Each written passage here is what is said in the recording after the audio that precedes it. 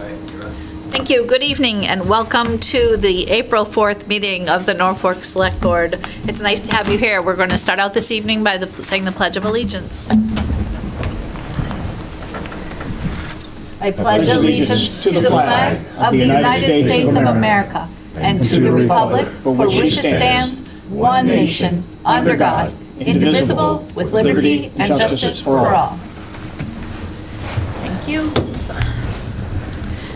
And we're going to begin this evening by going into executive session because being in public session would be contrary to the purpose of conducting contract negotiations. Do we need a motion to go into executive session? We do. Sure Roll do. call vote. I will move to go into executive session. Second. All those in favor? Oh, roll call vote. Anita Mecklenburg, aye. Jim Lehan, aye. Kevin Calcutt, aye. So we're now.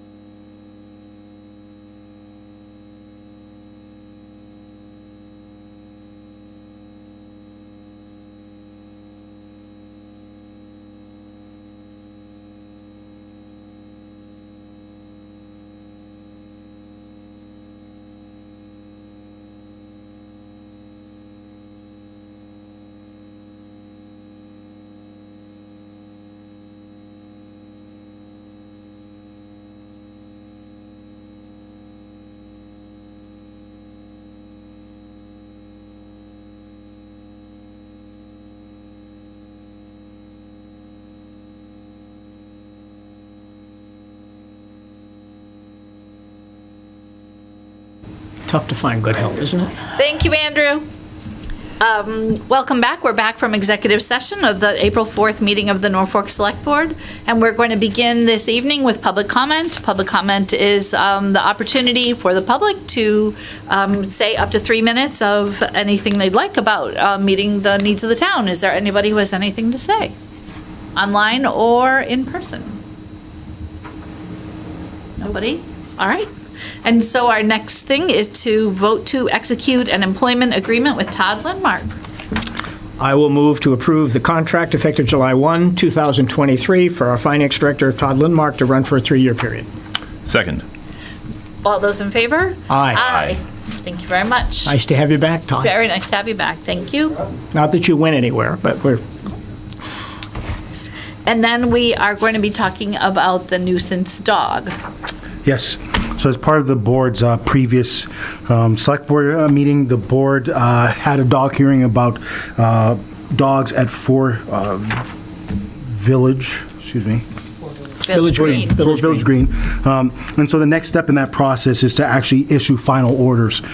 In the board's packet, you have a memo that outlines some recommendations from the animal control officer. It also sort of outlines sort of where the board was at their previous meeting. So at this point, the next process would be for the board to make a decision on the dangerous dogs for Cleo, aka Nala, as well as make an order for the nuisance dogs that are on the property. So those would be 2 separate motions, and depending upon the final orders of the board, I will draft a decision and then forward that to our ACO, and it'll be forwarded to that property owner as well. Thank you. Welcome. Is there any discussion? Not for mine. Nope, not from me. Not for me either. So one thing that the board would, and I believe you were aligned on this at the previous meeting, you have to sort of pick the recommendations for the dangerous dog. At the previous meeting, I believe you had outlined 1, 2, 3, 4, 5, and 6. And we've outlined that for you if that still remains the same. And also for the nuisance dogs, we've outlined from the animal control officer 3 potential orders for the board to consider. And those are all part of my memo to you. So I remember saying 1, 2, 3, 4, 5, and 6. It was everything short of euthanization. So that's what I remember that we discussed. Is anybody else? No, I'm in agreement with that. Yep.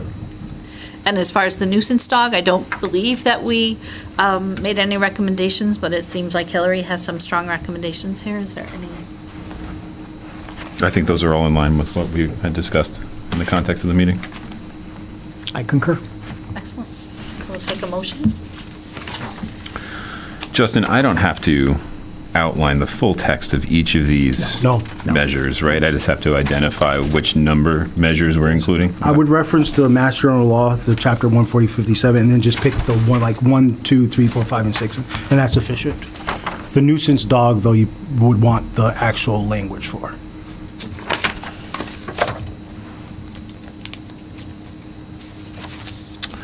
Okay, so give me 1 second, sorry.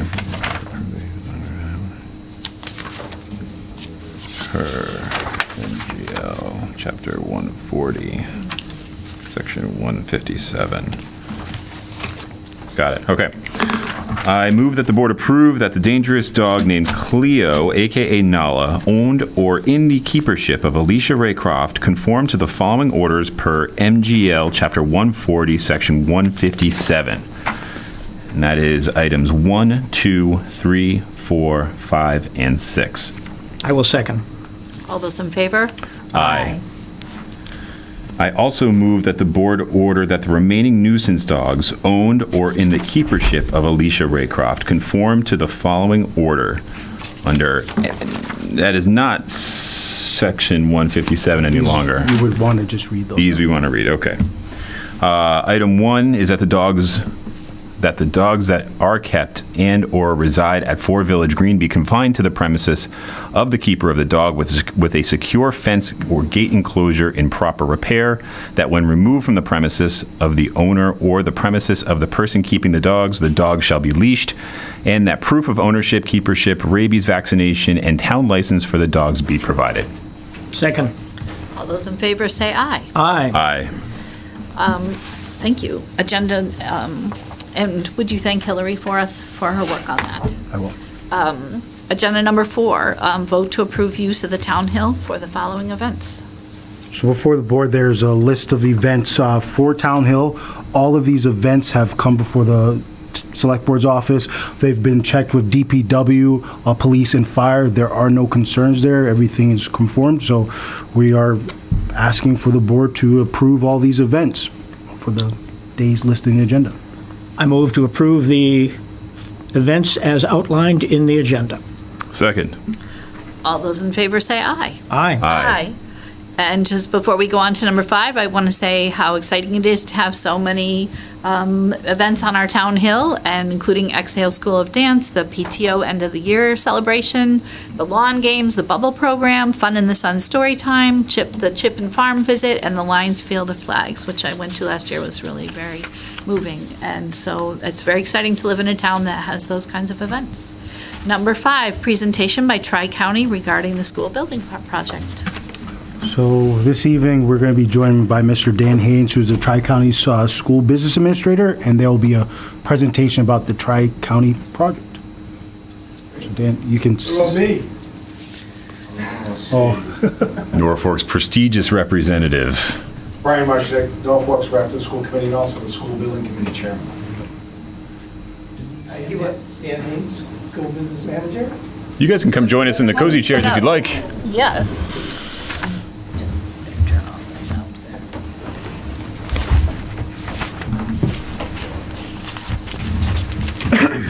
First, let me explain the muscle I brought in with me.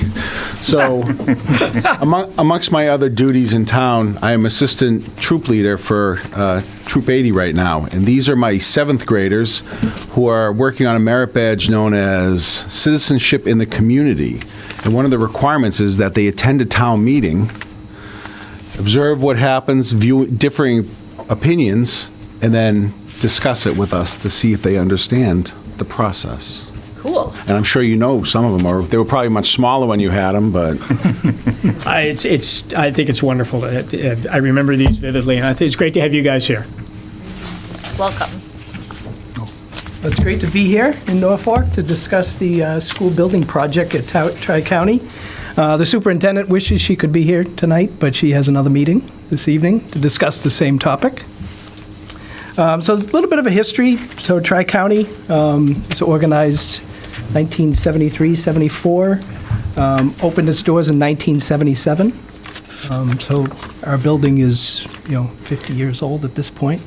It's in need of some structural, attention. So we embarked on a statement of interest with the Mass School Building Authority back in, I think we started the process 2016, 15, 16. We were finally awarded an invitation to that process in December of 2019. We were formally accepted into the feasibility process of the MSBA in April of 2021. On the next slide after this one. So this is, the process that all projects that flow through the MSBA follow. And you can see that we are right now in the schematic design phase, right about in the middle, step 4 of this process. So since 2021, we've hired an owner's project manager, an OPM. We've hired a designer. And we have submitted our preferred schematic report to the state in December. So right now, we are moving through the schematic design phase of the project. And I'll talk a little bit more about where the process goes from here. Next slide. Again, I mentioned some of these dates. So we're shooting for a date with the Mass School Building Authority to discuss our schematic design, preferred schematic design, in June of 2023. So our architect and OPM are working through that process right now, trying to design a building that would fit our needs for the next 50 years. The next slide is a timeline of where we've been, where we're going. You can see that once we are move forward into this design phase with the MSBA and they accept our project, we will be seeking a vote from the communities.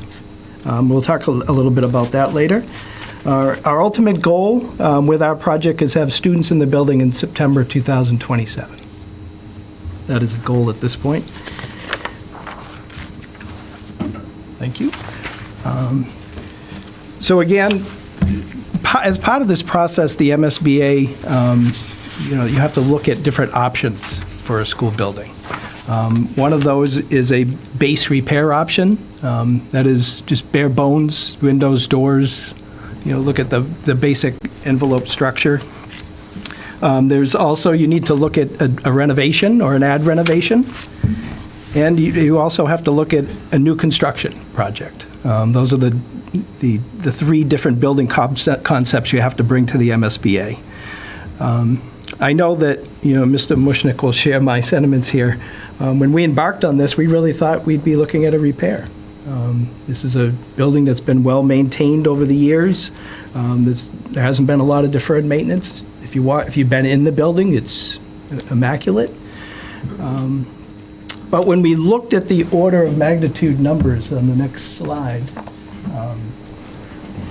and these were brought to us by our OPM and designer, the base option of $165 million, the MSBA really wouldn't participate to any great extent in that project, maybe windows and doors, because it wouldn't fit the educational plan of the district.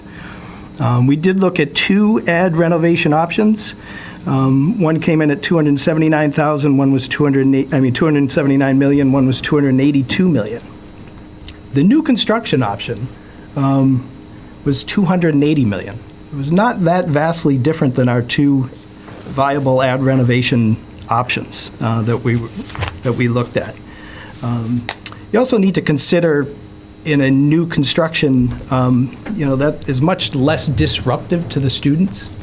Especially in a vocational school, when you think about teaching auto tech, you really can't do that in a trailer while you're trying to build a new school.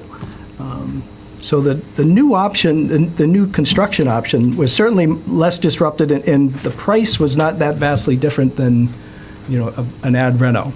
And at the end of the day, with an ad reno, you still have parts of a 50-year-old building. On the next slide, so when we determined that was going to be our preferred option, we looked at the layout of our property, and you can see that yellow line that works its way around the property there. So we were looking at, well, where could we put a new building on our piece of property? We have some topographical issues coming up the road from the main portion of the entranceway. There's some elevation gain there.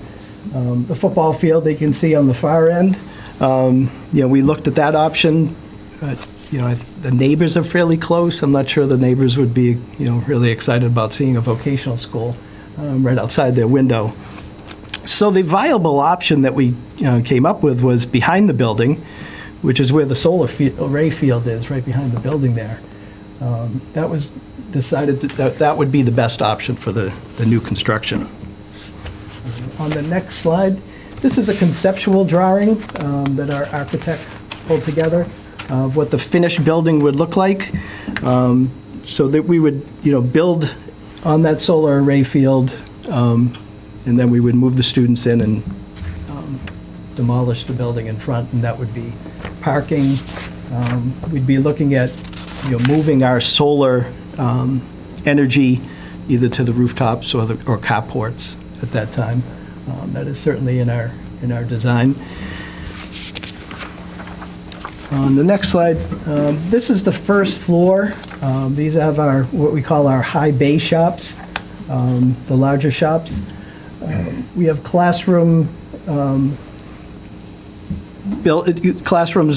just outside of the shops for collaboration. That was something that came about through our educational planning process. The other thing that really jumps out here is we're going to have a dedicated customer entrance. So when they built the school in the mid-1970s, security really wasn't a big issue for schools at that time. as the building is set up now, customers walk into the main entrance, they get an ID, and then they're off into the building, and it's very hard to police where they're going once they're in the building. So, Yeah. so we have a number of activities that bring people in. We have a restaurant, which some of you may have or may not have eaten there. It's excellent. We have a cosmetology lab where they perform everything that can happen except nails. We have early childhood education that takes place. Once you enter the building, you're amongst the students. We just have no way to control it. We have single security doors. Once you're buzzed in, you're in the building. This stuff wasn't thought about in 1974 because we lived in a different time. It is very important to us that we kind of secure it. But we can't eliminate these programs. They need to be out to the public. So part of the design was to give them their own area where we could close off doors. Once you enter that area, you're in that area, and that's it. You can't go anywhere else. Sorry. So that is the structure of our first floor. On the next slide, the second floor, we have health services cluster and a communication and informational services cluster. Again, with collaborative spaces and classrooms for joint educational opportunities for the students, the gymnasium, multi-purpose auditorium, and a library on that second floor. On the next drawing, this would be a third-story building. The top floor would be classroom spaces only. Our shops would be housed on the first two levels of the building. So on the next slide, I just wanted to talk about some important dates. We have another community presentation coming up in the May-June timeframe. That will be our number 4. And we will have our second town clerk's informational breakfast in the April-May timeframe. And what we'll be talking about is the vote. So I'll try to describe this voting process. So once we get the go-ahead from the MSBA in August, we have 120 days to secure a district-wide vote. And when I say a district-wide vote, it's going to be all 11 communities voting at the same time on the same ballot question in the same number of hours. It's a little different than what you're used to. It is district-wide, so it is the number of voters. Let's think of the tri-county, all of the 11 communities as one town. They come out in that time frame, they vote. It's the number of people that come out and vote, and it's a simple majority vote would carry the project or defeat the project. We have tentatively scheduled a date of October 24th for that vote.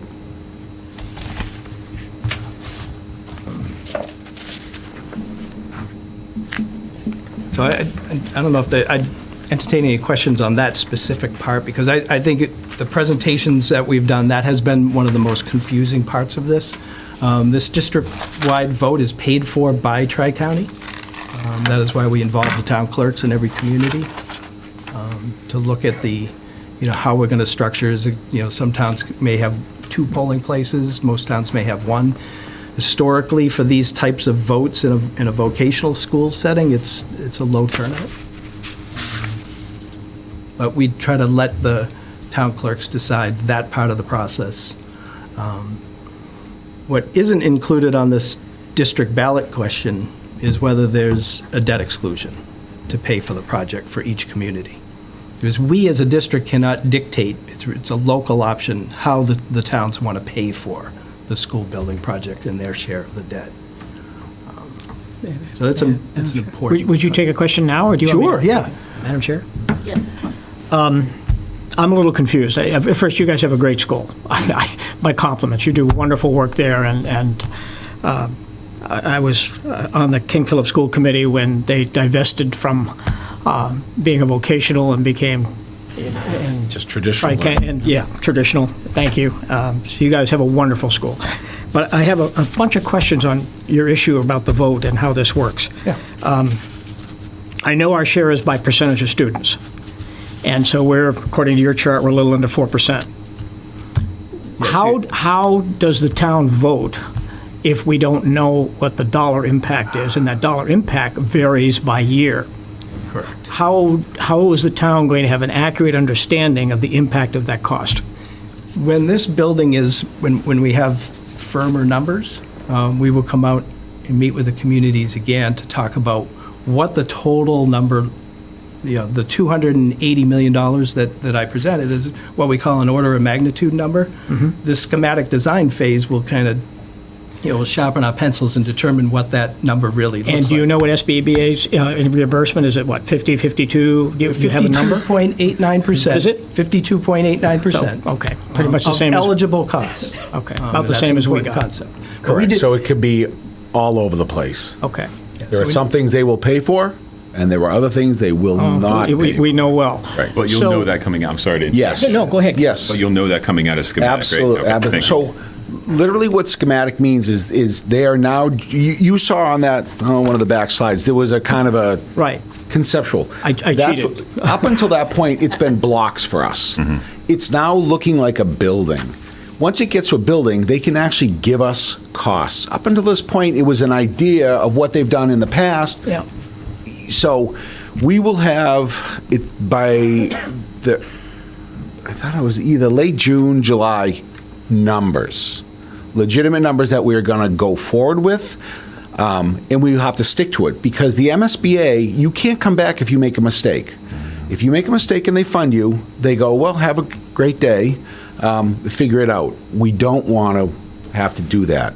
That's why we haven't been releasing numbers. If you've read in other places numbers, they're not from us. We have not put a number out. We are transparent, but we don't want to make a mistake. And by putting the wrong number out now, will be a problem for every town in the I future. completely agree. I'm just trying to rationalize the process in terms of how the voters can make an educated decision. So- Because we have a fire station Yep. that's come on board. And that's going to add, Todd can jump in if I'm wrong, but somewhere between $500 to $600 on the average household coming within the next year or two.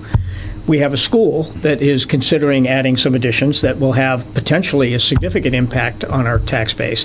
And now we're looking at this, and they're all falling around the same, year to a certain degree. So our first payment won't be for 6 years? It was in 2027. Well, that's in the neighborhood, though. I mean, we'll be just warming up on our payments when that happens.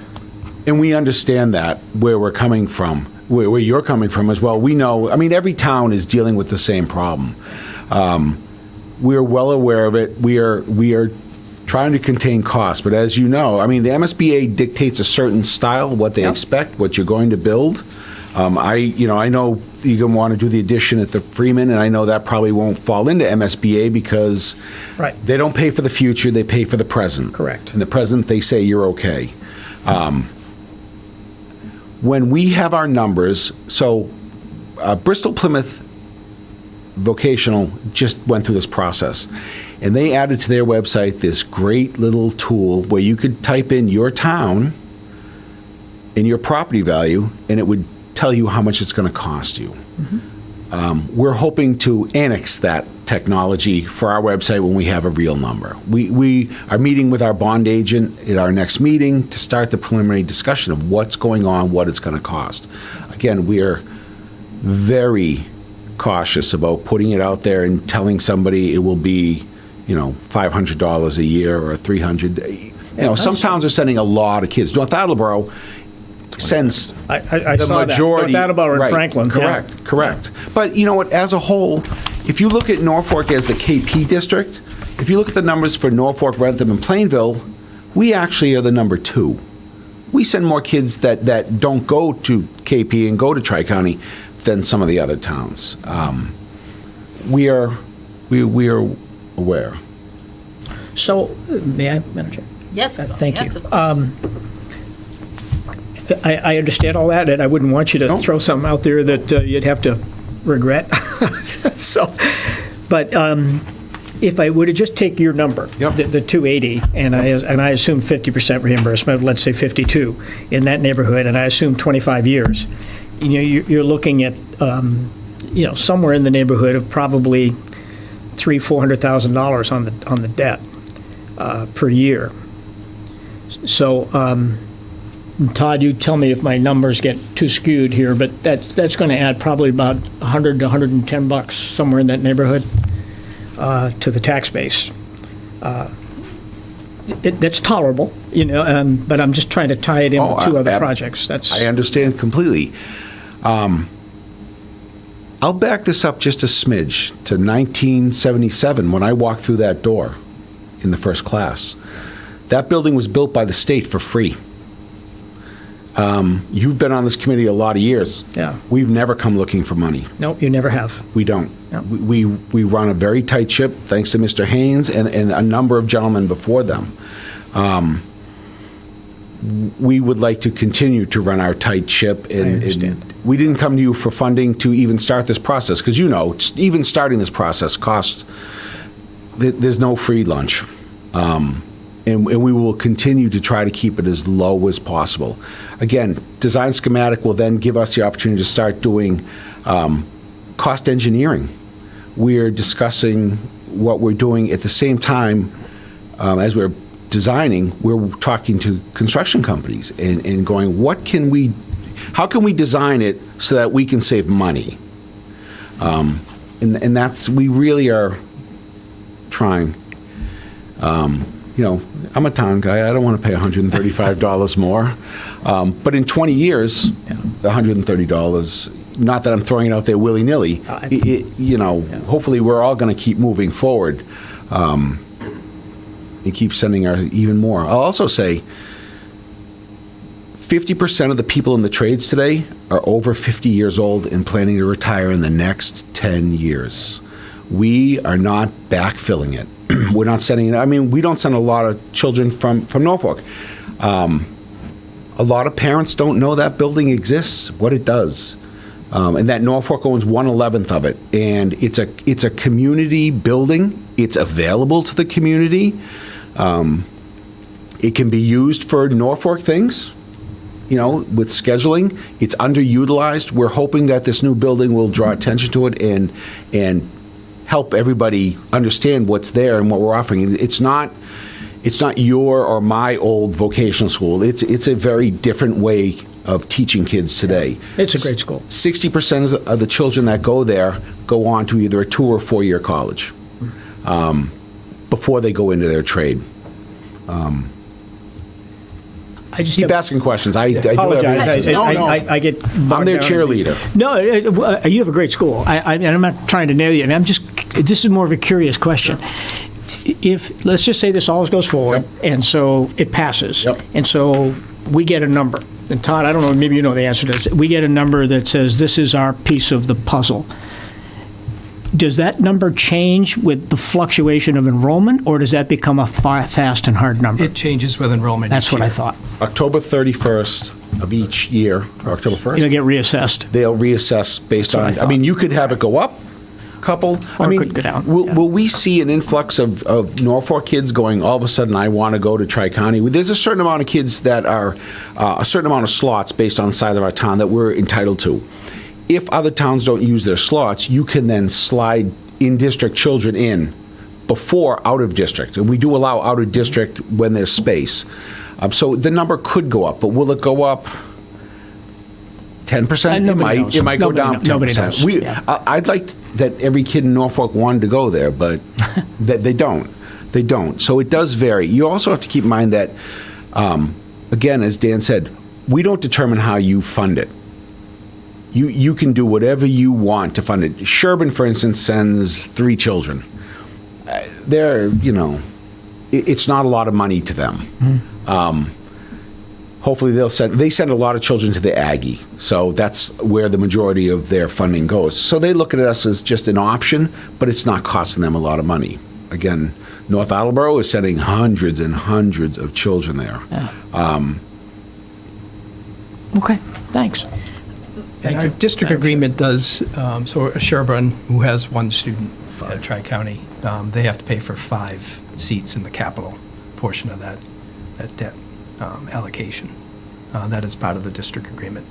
So in your question, in August, we will know the amount that the MSBA is willing to participate based on the design that is brought forward. So we'll have a a number at least that we will be borrowing the debt for. But how that gets allocated will depend on the enrollment in each October 1st. Enrollment's still open, so if you know somebody who wants to.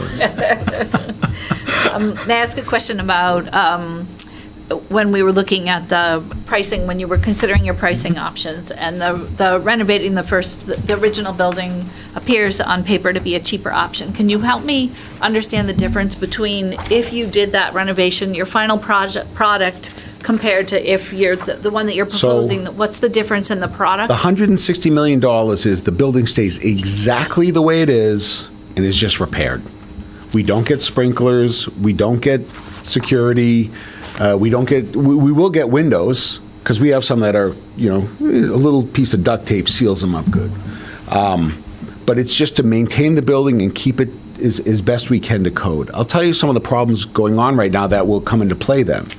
When they built this building, and I walked in the first door, it was the coolest, most modern building I'd ever been in. I grew up in Millis. It was not modern.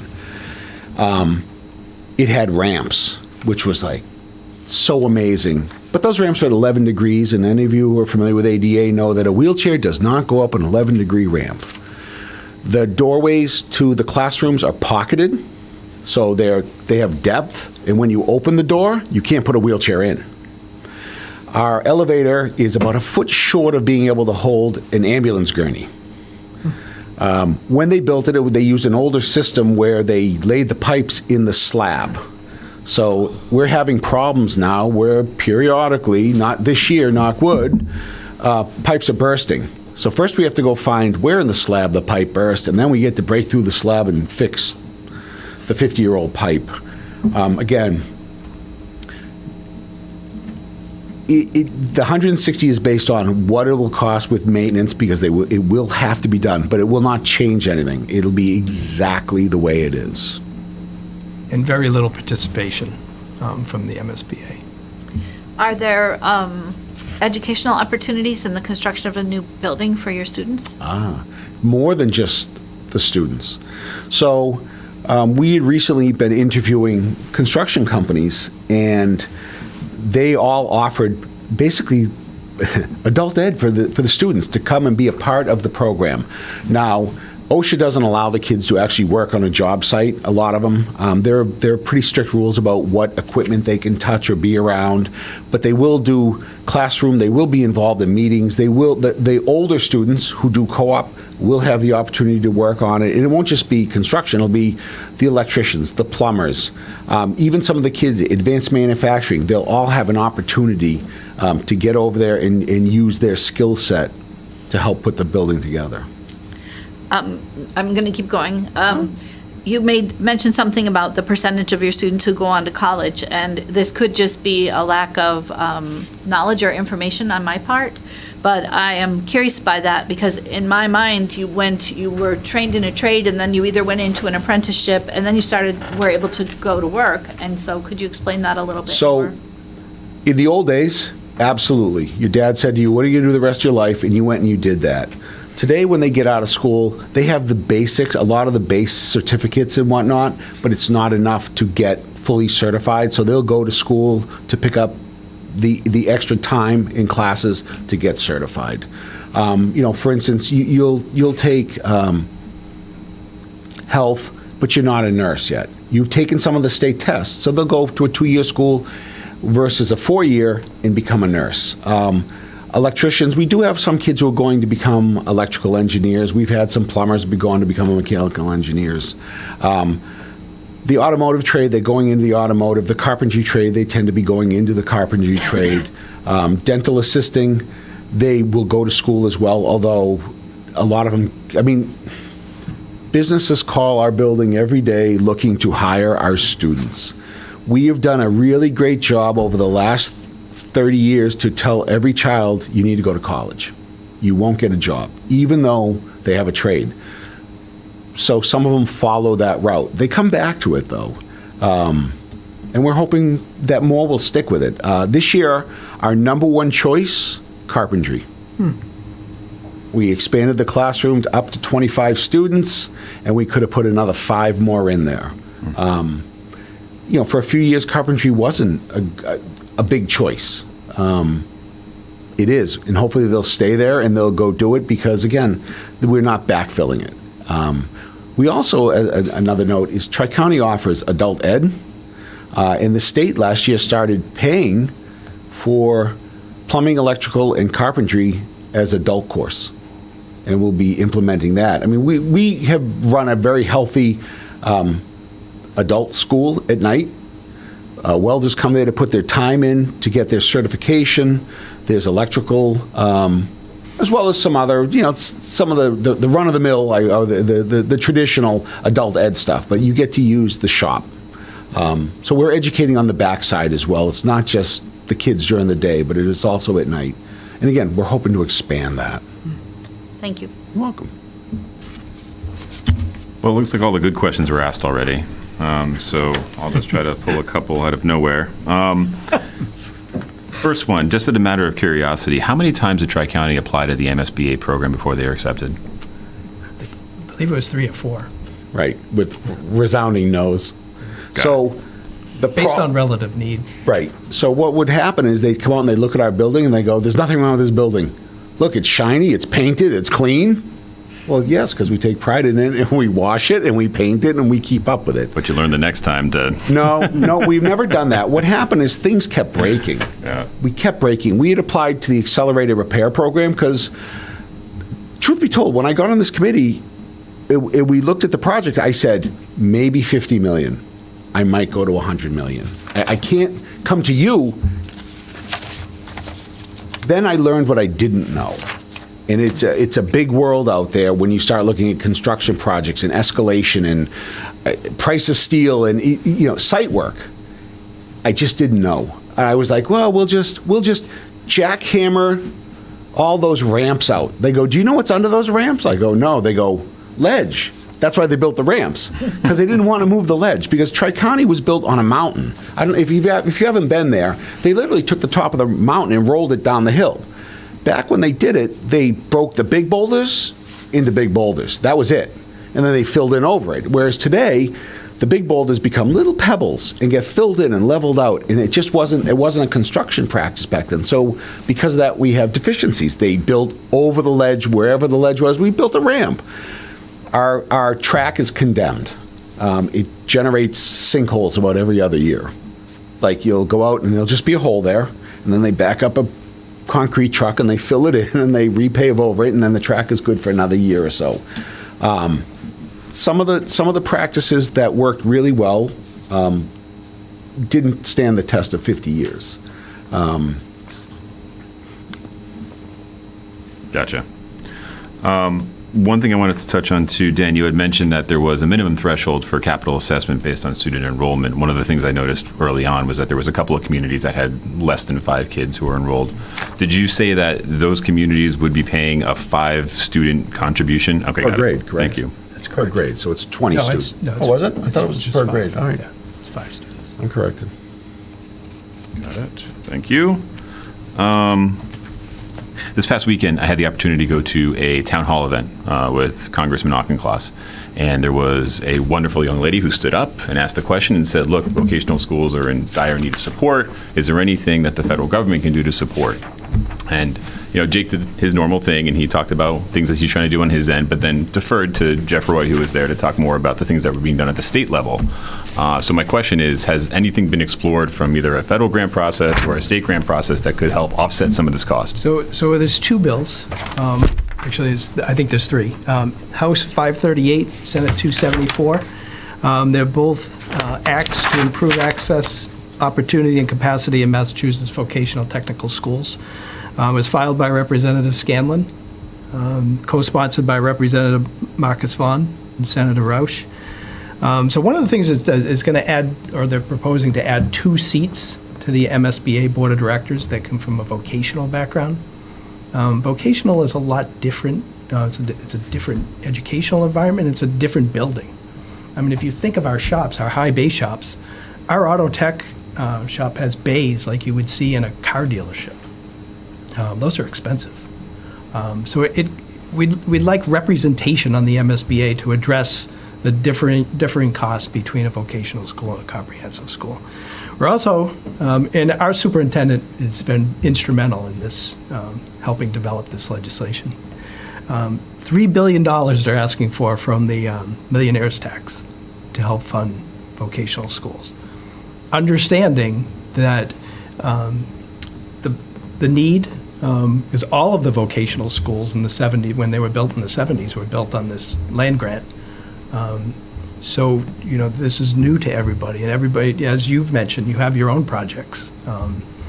But what we're portraying within this legislation is there's 7 vocational schools in the pipeline right now.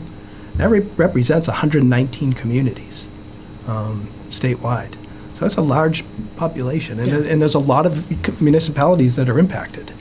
And they're also asking for a reimbursement rate that is 77 to 90% for vocational schools, which would be it's a big ask, but that's, that would certainly help with the net building cost to the communities. The other bill, that was filed by Representative Vaughn is a commission to study the funding of schools, and it addresses the MSBA funding of those projects within those schools. So there is some legislative action that's taking place, and hopefully, get behind that, write a letter. It's really going to have a great impact to these towns, our towns, and the towns throughout Massachusetts moving forward. For the long term, for sure. But my question is more centered around the short term. It sounds like with the $3 million that was included in the governor's budget, I'm assuming, right? The $3 million for vocational schools as part of the millionaire's tax, that was part of the governor's budget. But that hasn't been necessarily allotted or dispersed to any specific school, region, or project, right? Correct. Right, so that would be something that we would probably want to focus. Within the Chapter 70 funding formula, we are held harmless for our foundation aid. So we are slated to receive, like many districts in the Commonwealth, $30 per student in additional Chapter 70 aid. That's $54,000. Okay. So, so that, one of, House 606 is going to look at how vocational schools are actually funded. Because again, it costs more to run a vocational school. So you're actually treated the same on transportation? Transportation, it's the same. Our costs are higher, so but I know your the costs are percentage reimbursement is the same. I always thought you were treated better. It's the same. I'm sorry. We appreciate that. And that reimbursement rate is anywhere between 70 to On a good day. Yeah. Yeah. Consider our busing. We send buses to Seekonk every day. Yeah. Wow. Well, that's why I thought you actually had a more favorable, like KP, we're at the same level, and I thought yours was more favorable, but obviously not. I was wrong. We just have more students who are transporting more than Well, you a mile and have a far half. greater territory to cover than KP has. Yeah. Correct. It shows you have 900 plus students. What would be the capacity of the new building? 1,000. MSB allowed us to a small amount of increase, so we would be able to be at 1,000. I'll tell you that this year we accepted excess of 100%. We went a little over because we know that it is very difficult to leave all your friends and go to a new, strange school. So we have a small percentage of kids who return to their towns. So we went over capacity to keep us at our 100% mark. And we lose a few throughout the course of the year, but the goal is to get us to 1,000. The trend is upward for us. In the last 3 years, we've been moving in the right direction. There's interest. There are people realizing that $90,000 at Harvard is a lot of money. In first year as a union carpenter, you can make $90,000. We had 273 students in our freshman class this year. So, we think that our sweet spot is somewhere around that 250. Thank you. So you'll be back in May? We will be back as soon as we have some better information for you, some Okay. more concrete numbers, and and we can share some impacts to the community. We'll also be holding a public outreach meeting at the school. I think it's June 15th. We're discussing it today. I try to post them on the town's website to let people know. Come up to the school, take a tour, see what's going on. Visit our website. Visit our website. countybuilding.com.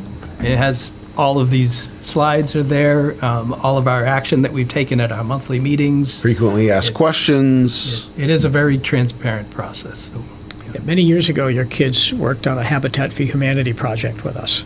We used to build houses. They were outstanding, and it was a blast to see those kids involved in that. Well, if you saw where was the last one? So the Tri-County boys, students, redid the gazebo in the center of Rentham, and they finished up 3 or 4 dugouts over at Sweat Field.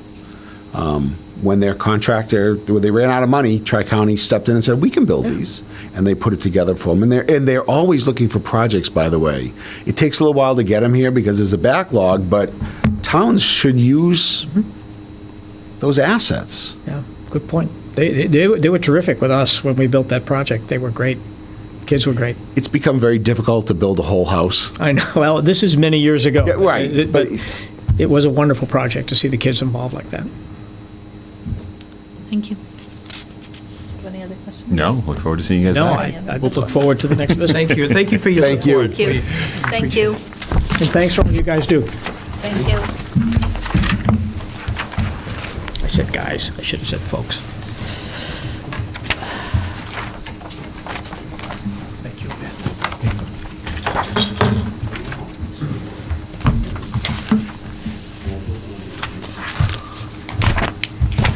Item number 6 is discussing the format. I know, I almost need a drink of water. Discussing the format of the agenda backgrounds.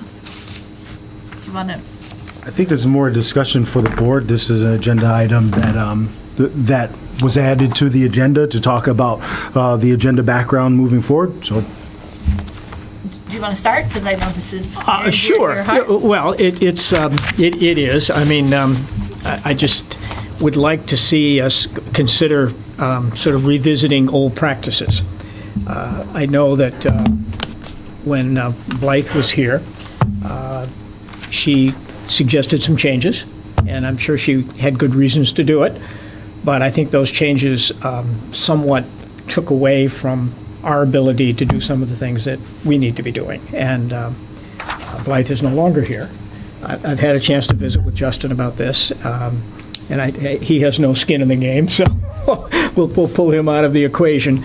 But I'd like to see us get a little bit more engaged in the issues directly so that we get more background information and that when we come into the public forum, we have more of an opportunity to discuss that. And I know we all do a lot of work behind the scenes and we gather that information, but what kind of brought it to my attention was the first meeting when you may remember when I asked about liaisons for police and fire. And I think it was one of you said that, well, Blythe suggested, and I understand, Blythe was your person at that point in time, but it was totally foreign to what we'd always done. Mm-hmm. And I'd like to see us kind of get back to that. I do think Blythe had kind of a consideration where she liked to control the process more.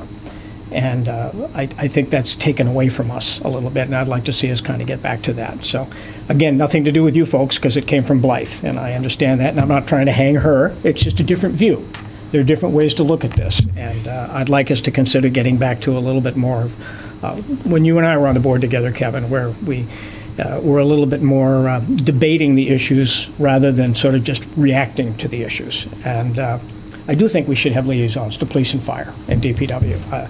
I think it's important that the various departments have, it doesn't usurp Justin in any way. You know, we're not trying to take any of the lines of communication away, but I think they need to know that we're there, that we support them, and that, you know, we're a voice for them. In my years, I never found that in any point in time in contradiction to what the town administrator was doing. There's a boundary, and as long as we know clearly where that boundary is and we don't encroach on Justin's responsibility, it's, I think, a good thing for us to keep those relationships open. So as we think through it and we move forward, I just ask you to give that some thought, and maybe we can work it through and tell me what you think. May I just ask a question? What would this look? What would it look like? Well, I think, for example, honest answers, I've not seen agendas where motions were sort of predetermined, pre-printed on agendas. You know, I think those are we're all capable of making those motions, and I think when we debate the issues, one of us can or cannot, as we so choose, make those motions. I've never seen an agenda where motions were pre-printed on the agenda in my 26 years in elected office. And I've talked to other select boards on it as well. It's just what Blythe did. It was her way of doing it. And I'd like to kind of get back to the old way. And you weren't, you've only been here with Blythe, so you have no other point of reference. So you're kind of held harmless on this. But I know you remember it, Kevin, because we were on the board together. I'd like to see us get back to a little bit more of that. So if I could offer some perspective, the reason why, and it wasn't just Blythe who had brought that up, I think that we were in a time where I was the most senior person on the board with 1 year of experience. We had 2 new people on the board. Yeah. So when these motions had come up, there was a little bit of awkwardness as we went through trying to map them out, highlight everything accurately, make sure that we captured everything we needed to capture. I think Blythe saw the opportunity to assist with that. And so instead of guiding us to a predetermined outcome, she was trying to assist us with the verbiage that we'd be able to use. In some cases, it was Mad Lib style, where there was a space for whatever decision point the board make, just so that you were able to accurately put it into words and not have to stumble through it, which admittedly I did a lot of in those first couple of meetings. Yeah. So I don't necessarily think it was so much of Blythe trying to put us into a box and trying to get us to a predetermined outcome, as much as trying to emphasize the importance of making it through a meeting as expeditiously as possible. Yep. So from an efficiency standpoint, I understand where she was coming from in that case. I also get what you're saying as well, but I want to make sure that it's not necessarily framed as a motive by which we were trying to come up with a preconceived outcome with every motion that was put before the board. That wasn't its intent. It was intended to be able to assist us with being efficient in the context of running the meeting. I'm not. If I suggested that, it wasn't intended. Yeah. I'm not. How we got there are a lot of reasons for it. Yeah. And I empathize with you because I remember, my first year on the board, I had 2 very experienced selectmen, so I felt like a complete neophyte. And, it was overruled on every suggestion I had, and that's life. You learn and you go through the process. And so it had to be difficult for you folks to have 1 year of experience and 2 brand new select people, and I understand that. And I think the good news is that we've matured beyond that now. And so I know you will have no difficulty in forming a motion together, and I'm sure you won't either. So I'd like to just see us kind of evolve back to that process. No issue about how we got there. At this point, it really doesn't matter. I'd like to see us kind of get back to the older process where we create those opportunities ourselves. Yeah, I don't necessarily have a strong feeling one way or another about how the agendas are crafted or the wording are put into them. The one thing I would say is I would probably lean on the chair to be the one to decide how that's done, as the one who kind of sets the focus and the structure for the meeting. So I would really defer to the chair at all times in terms of what that looks like. I would agree. So I guess from where I'm sitting, being very, very new in this role and lacking that experience, what I do like about the packet, and I think the conversation is here, but our ideas are here a little bit. I like the background information in the packet. I like reading the letter from the fire chief about this. I like seeing I like some of that background information that's in there. I can see your point now that you say it, that the motion does seem like we're going through the motions rather than doing the thinking behind it. So I can see the point in that. And so as long as we feel like the public is okay with us stumbling through a motion, the other option would be that there could be multiple motions for us to choose from. But as you say, we're thinking and intelligent people and we can do that work. Perhaps we could have an exception here and there where there was something that was a little bit, had some law behind it, like perhaps even in the dog hearing, because we really want to get that correct for those residents. Something like that we could ask for some help with, but I don't mind experimenting. How about if we try it without the motions for a little while, and if it doesn't feel like it's working, then we can revisit the conversation? Good start. Thank you. Does that feel okay with you? Absolutely. Absolutely. All right, so we will try. What I think we're agreeing on right now is that in the agenda part, that we will try to have we'll still have the agenda with the information in there, but the motion will be missing. Okay. Somehow it would be helpful to me, I guess, just like it took me a while to learn the date. If it says vote, obviously, then we know we need a motion, and if it says discuss, then we wouldn't need a motion. So the language can cue us as to the point of that action, of the agenda item. I'm fine with trying it on. Okay? One thing, sorry. Go ahead, Kevin. I was just going to clarify, Jim, the intent is still to maintain a packet that Oh, we the can packet's share critical. with the community, Oh, right? No, just the opposite. Just wanted to make sure. Just the opposite. I mean, we may each choose to get our packets differently. I mean, I'm not a binder guy, so they're providing mine in a folder so I can go through it piece by piece. Binder's just as good. Too many pages for me to flip. So it's just a matter of personal preference, and thank you for accommodating that. No, the background information is critical to make this functional. I mean, without that, we're sitting here blind. So no, I'm not suggesting that at all. I'd like more background information rather than less.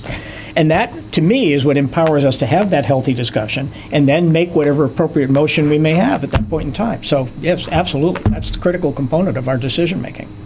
And I think that it's been. We're on the same page. Ever since we started posting the packet that we have for the meeting for the public to follow along, when they were doing so remotely, it's been incredible for getting everybody on the same page as to the course of discussion. We are here for we're them. doing, so I like it. Yep. And I'm fine with that. So we will take the motions off of this, and if it feels like it's not working, we'll come back and have another We conversation. can always revisit. We can always revisit. Yep.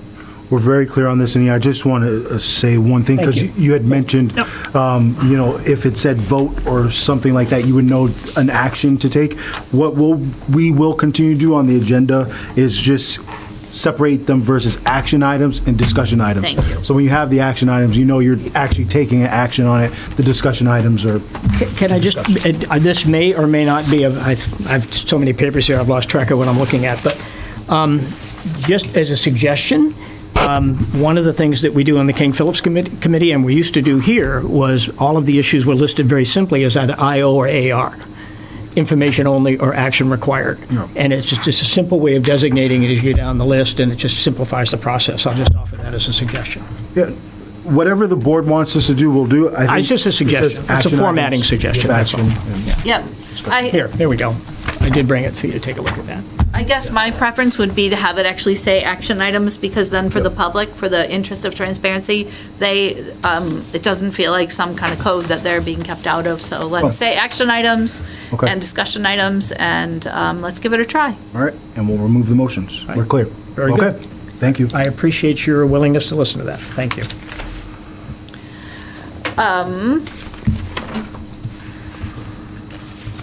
We're on to number 7. I'm sorry, my brain had to catch up there for a minute. We're discussing the budget. Thank you. So tonight, Todd and I have sort of met with all of our departments. We have a few updates on the budget. I do want to ask the board first what their preference is. At our previous meeting, we went through the entire slide. There are just a few slides that have been updated. Does the board want me to go through the entire presentation again, or go to the highlights? I vote for highlights. I vote for highlights. I vote for highlights. Alrighty, that's my directive. So as we get there, I will skip to slide.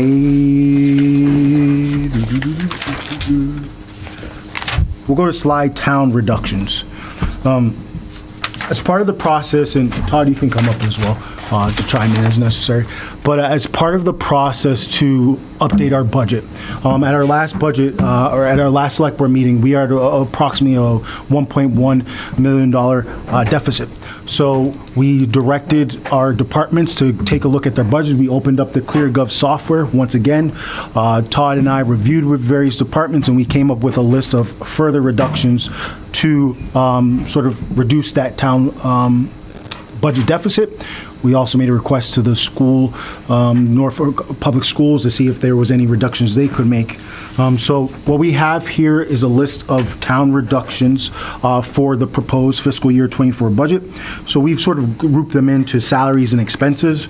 On this slide, you'll see that for the fiscal year 24 budget, essentially, the town has come up with a proposed $575,704 in operating budget reductions. And so, as I said, these reductions are expenses and salaries.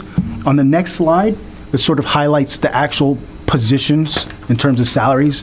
And so we have a facilities HVAC position, which is a facilities department. We have a proposed firefighter position when our deputy chief retires.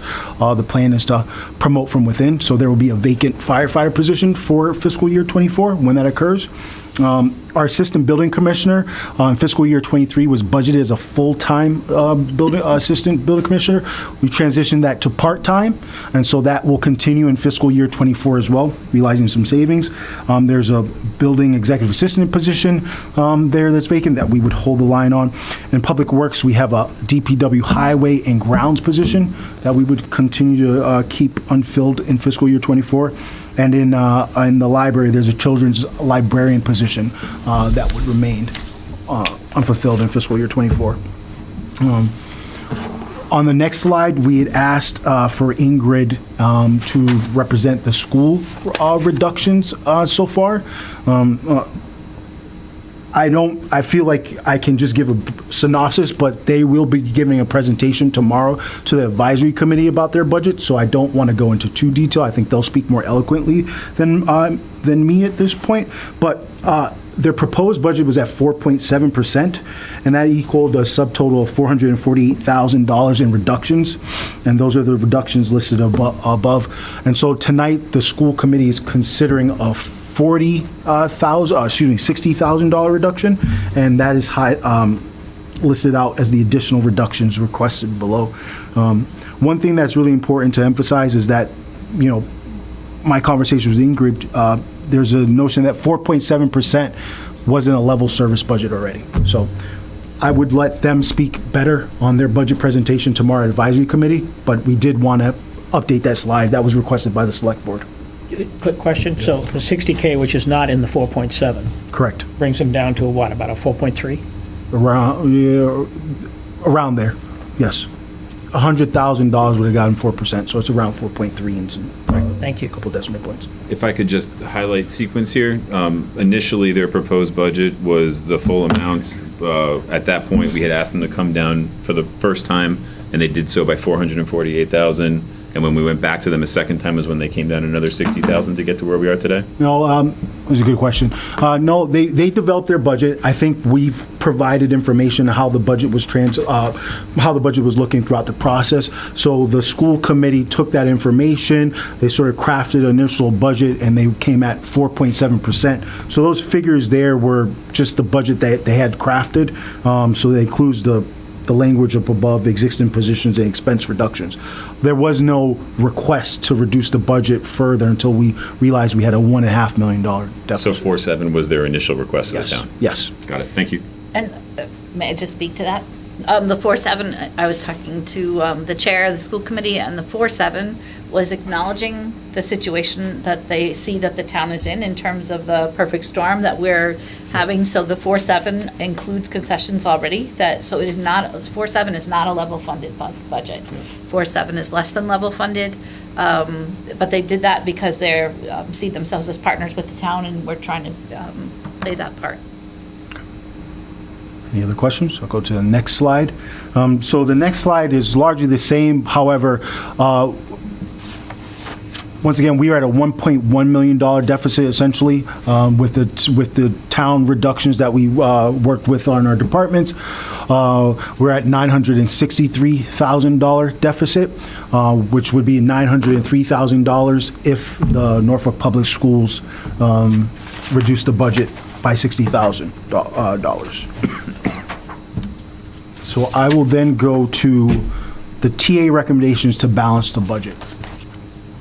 So knowing that we're at a $903,000 deficit, assuming that the Norfolk Public Schools reduce their budget by $60,000, or $963,000 if they don't, I have a couple of suggestions that I've worked with Todd and speaking with our department heads in terms of balancing the budget. So the first recommendation will be to rescind 5 ARPA appropriations. The board voted in January on an ARPA sort of spending proposal.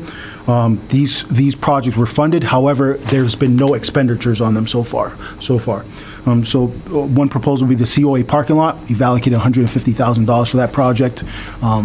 this project's sort of developing. There may be some other opportunities for additional funding or alternative funding for this proposal. There's the grant writer procurement specialist position. We haven't hired it in fiscal year 23, obviously, and in fiscal year 24, proposing holding the line maybe through 6 months of the year. So that would realize $127,000 in savings, approximately. Reducing the ADA sidewalk, roadway improvements, and ADA compliance for town and school buildings. This is something that potentially in the future we can fund via free cash in the capital process. I've spoken with Matt Hafner and our facilities director and our DPW director, Mr. Crane. Also, $40,000 in digitization of documents for the planning department. I've spoken with Rich, and once again, no expenditures have been made there. We think we can. Those are not, time pressing allocations. So those reductions, if the board were to rescind those appropriations, would be $417,000. Our next proposal would be to utilize our remaining allotment of ARPA revenue loss funds. So the board is aware the revenue loss funds can be utilized in whatever manner the town determines. And so we're proposing using all of our Norfolk County revenue loss funds and our the remaining Norfolk revenue loss funds that we receive directly. So that would be $744,000 in ARPA funds. Once again, we're assuming a $60,000 reduction in the Norfolk Public Schools budget. And then we would utilize free cash, which is $159,215 to balance the budget. We do want to highlight that the total combination of ARPA and free cash funds would be $903,000. ARPA and free cash, as the board is aware, is one-time source of revenue. It's not a recurring source of revenue. So we're utilizing those funds, one-time source of funds, to fund recurring costs. So that is something that we're worried about. As we've said, this is a perfect storm budget. There are still things we're concerned about in the future, our MEC assessment, the enrollment growth in schools. But we do believe that this funds the budget for this year, fiscal year 24, in the best manner that we can. We've reduced where we think we can reduce, and I think the schools have reduced where they think they can reduce, and depending on their vote tonight. So that's my recommendation. I don't know if Todd wants to add anything, and then we'll open up for questions. I think you've covered all our angles. And I just want to thank our team, our department heads, and Todd, for the work in coming up with some solutions for this budget as well. So I do want to say that as well. I have 2 questions. Let's go right ahead. What's the history on ARPA funds? What's the history on ARPA funds, revenue? Excuse me, the Norfolk County fund, the 327. What's the history of that? Thank you. Yeah. Good night, guys. Good night, guys. Thank you. So essentially, as part of the American Rescue Plan Act, Right. the town received direct revenue loss funds. There was money directed to the county, which would be Norfolk County. And so part of that allocation was Norfolk County allowed municipalities within that county to have a set amount of ARPA revenue loss funds, essentially allowing them to have that same discretion that they had in terms of the local revenue loss funds. But there also are the restrictive funds, the stormwater, water, sewer, COVID-related funds. It's essentially, and also the town, about a month ago, we got a directive from Norfolk County giving us $100,000 more in additional revenue loss funds. So that flexibility allows us to utilize that here. Did that answer your question? It does. Okay. And free cash currently is around 1.2, 1.3 million? Yes. 1.264. We talked about it this afternoon. We were prepared for that. Also, stabilization, because I know the board has asked about that. You want to tell them? 2 million.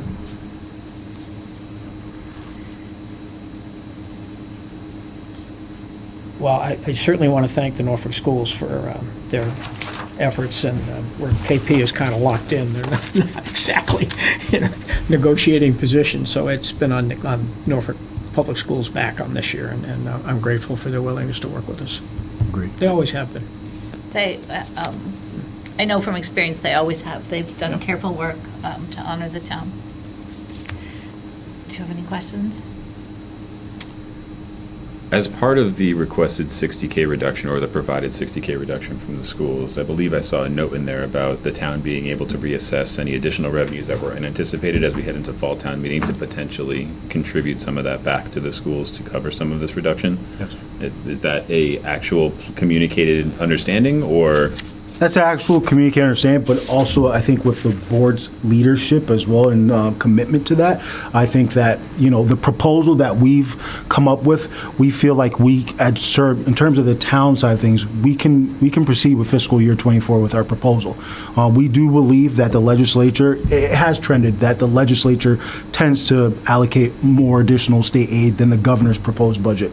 The Commonwealth is in a good revenue situation at the moment, so we do anticipate we'll see some additional revenue, and I think the understanding would be, yes, we would look to, to work with our partners in Norfolk Public Schools and address their needs and evaluate that at the fall town meeting.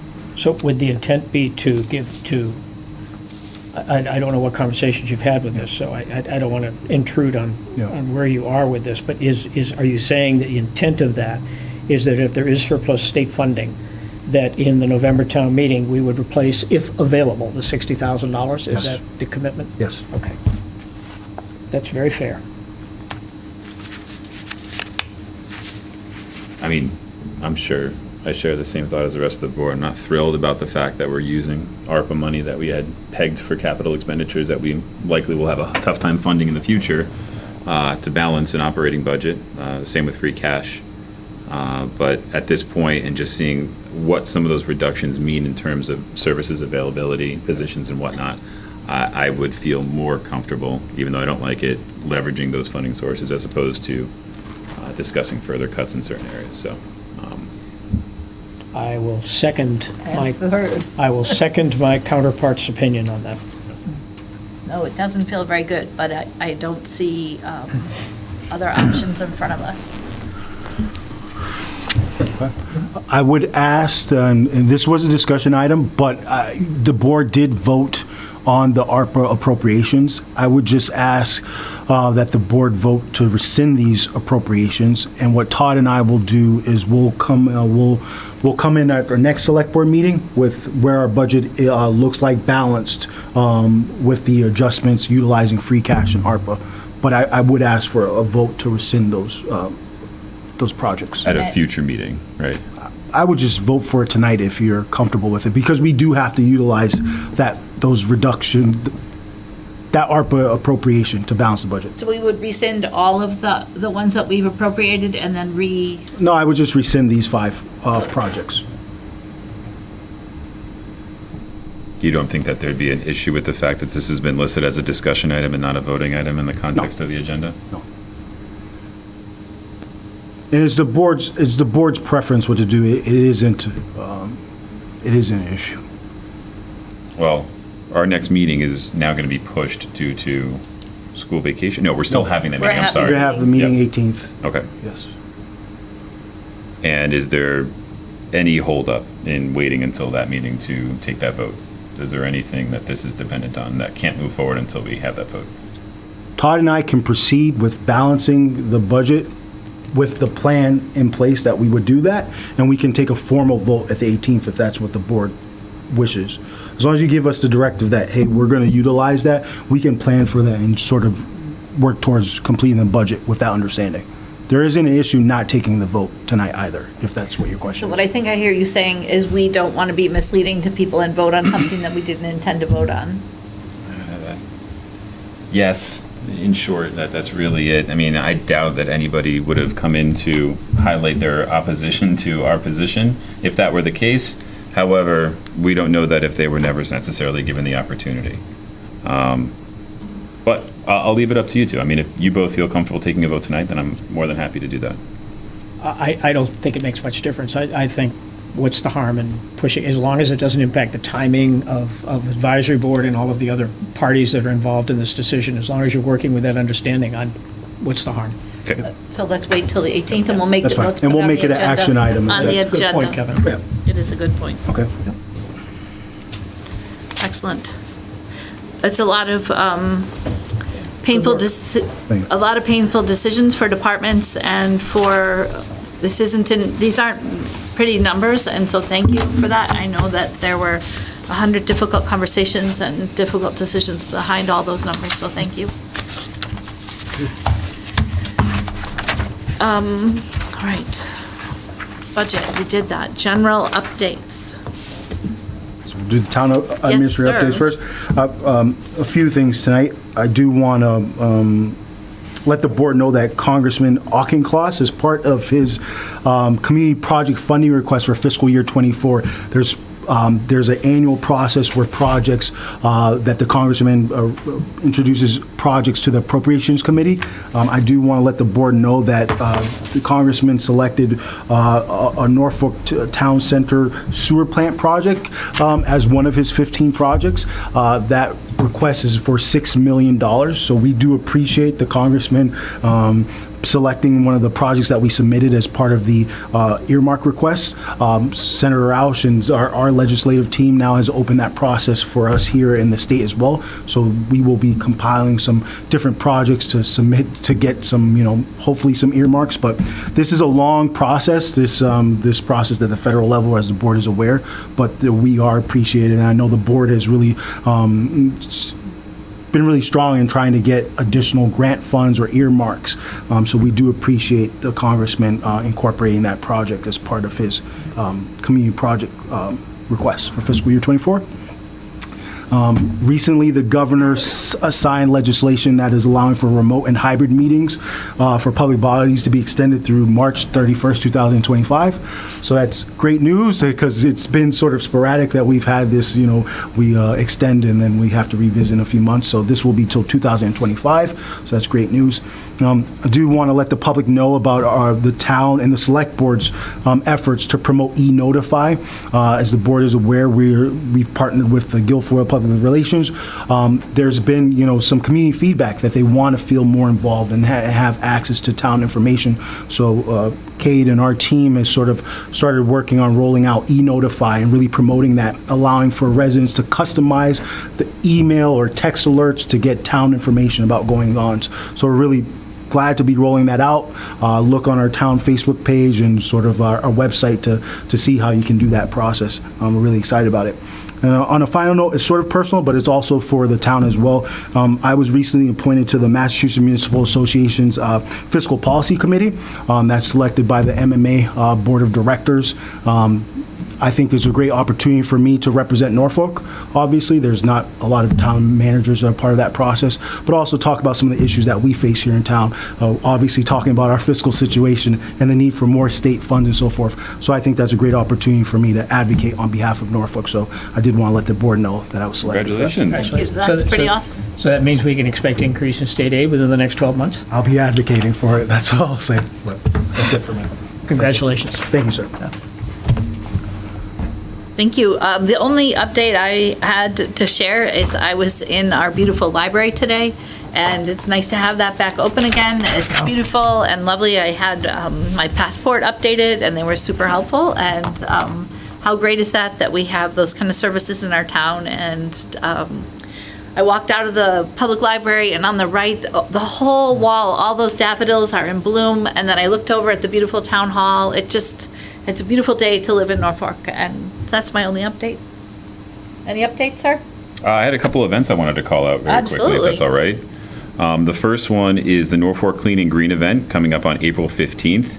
That's the event where you are asked to go around and pick up litter or trash that's around outside, and then you have the opportunity to drop it off at the Norfolk Grange from 11 a.m. until 3 p.m. on the 15th. Always throw the reminder out there that does not mean take your garbage from your home and bring it to the Grange. That's not the intent of the event. You're intended to go out and get litter. The second one I wanted to call out was the Lions Polar Plunge. That is on April 15th as well. That is from 11:30 to 3 p.m. And that is And you're looking over at me, aren't you? Yeah. I am. That is to support the Mass Lions Eye Research Fund. It is a charitable event that is a collaborative event with the Lions in Plainville and Rentham and other communities as well. That's going to be at Lake Pearl. The fun aspect of this event is that there's going to be a segment of individuals who are going to be plunging into Lake Pearl in the frosty April weather, hopefully. Me. There is at least one member of this select board who will be doing so. So if you have yet to go and watch the event or want to get involved or sponsor a plunger, you can do that at the Norfolk Lions website. And the last one I had was the Norfolk Master Plan Vision Session. That's going to be coming up on April 25th. That's 7 p.m. at the Freeman Kennedy School Cafeteria. This is really going to be the kickoff community event for the master plan process, where we're inviting the community in. Everybody's going to get their feedback, perspective heard, and we're going to be able to collect all that and start really honing in on what the main themes of the priorities are going to be for this master plan. So anybody who has a vision idea or an expectation or just a desire for what town looks like in the next 5, 10, 15, 20 years, please make a plan to come to that session, because that's going to be the first time we're going to be really able to collect that information. That's it. Thank you. Excellent. I do. I'd like to talk a little bit about KP. If anybody had the opportunity to watch the 5:30 news tonight, King Philip was highlighted on the 5:30 news on Channel 4. But the reason they were highlighted is really good news for everyone. One of the passions of our committee over the last 2 years as a result of COVID has really been the mental health of our students and the well-being of our students. And with the horrible tragedies that continue to happen in our schools, most recently in Nashville, the public safety of our kids is equally as paramount on our minds. And so there are a very limited number of schools that have just received substantial grants for the issue of public safety in schools, of which King Philip has been one of the recipients, in excess of $50,000. Wow. Fantastic. So, but it is a collaborative effort. We're going to be working with the elementary schools as well, and with all of the police chiefs and the various departments, as well as our mental health officials, because they are certainly connected issues. But we worked hard to get this. We're thrilled. We were, I think, under 20 schools in the state of Massachusetts. I may be off one or two, received these grants. We did make the news today. It was wonderful to see, because it is such a critical issue. And we've got to keep our kids safe, and we've got to work to keep our kids healthy. And this will go a long way. It's just, I'm really proud of the school being able to secure these funds, and I know they will be used well. Excellent. Congratulations. So, Fantastic news. It is fantastic news. And just to kind of piggyback on that from my time in the Norfolk schools, I always, we had such a strong partnership with our police department, and really felt like we were so supported and prepared, and in a way that I don't see in every school district. So just really to the credit of our schools and our fine police. So thank you very much. That's it. Do you have anything? that's it for me. All Thank right, I you. would accept a motion. How about a motion for warrants first? We can. We're eager to get out. I move that the board approve 3 warrants for the period of March 21st, 2023 through March 28th, 2023, as printed on the agenda for this meeting. If I don't second, they don't get paid? I think that's true. I'll second. Excellent. All those in favor say Aye. aye. Aye. And minutes.